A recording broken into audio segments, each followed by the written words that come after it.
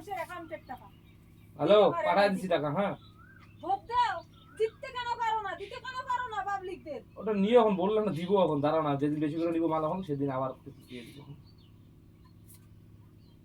আর শুনো শুনো, hello, station Salbari, আমরা দাঁড়ায় আছি এখানে, এসে পাঠা দিতে বলো গাড়ি। হুম,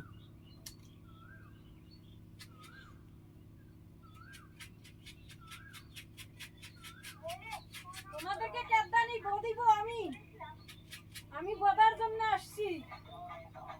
হুম,